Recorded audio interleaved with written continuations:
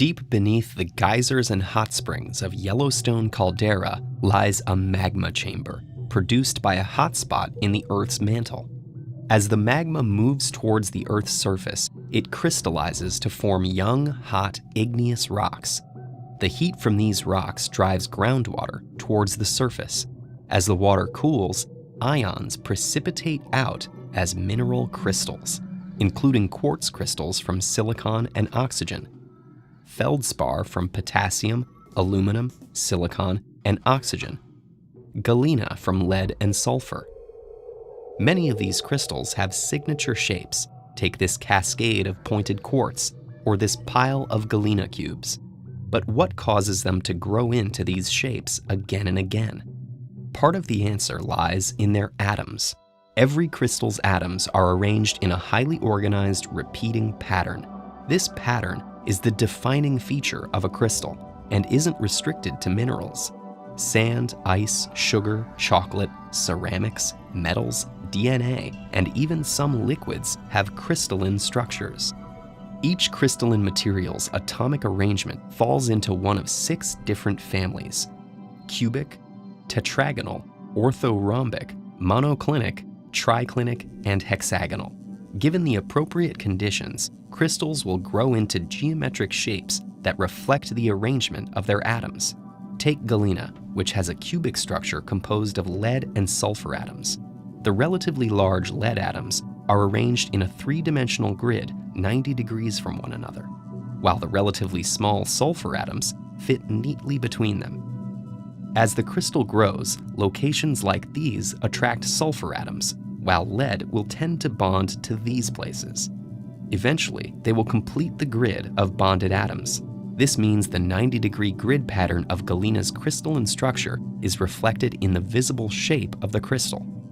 Quartz, meanwhile, has a hexagonal crystalline structure. This means that on one plane, its atoms are arranged in hexagons.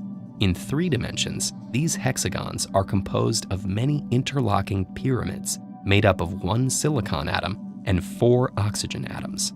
So the signature shape of a quartz crystal is a 6-sided column with pointed tips. Depending on environmental conditions, most crystals have the potential to form multiple geometric shapes. For example, diamonds, which form deep in the Earth's mantle, have a cubic crystalline structure and can grow into either cubes or octahedrons.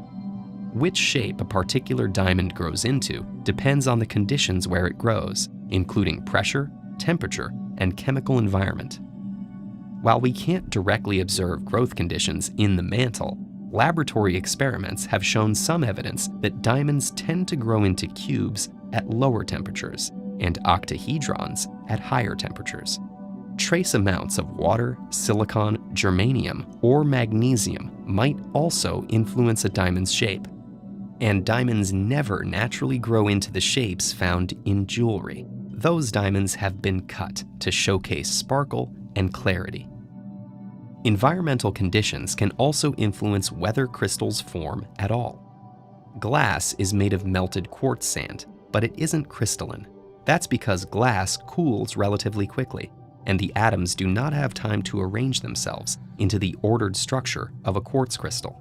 Instead, the random arrangement of the atoms in the melted glass is locked in upon cooling. Many crystals don't form geometric shapes because they grow in extremely close quarters with other crystals.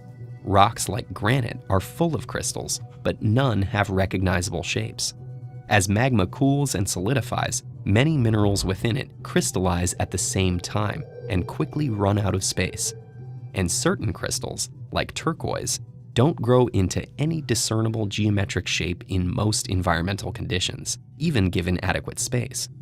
Every crystal's atomic structure has unique properties, and while these properties may not have any bearing on human emotional needs, they do have powerful applications in materials science and medicine.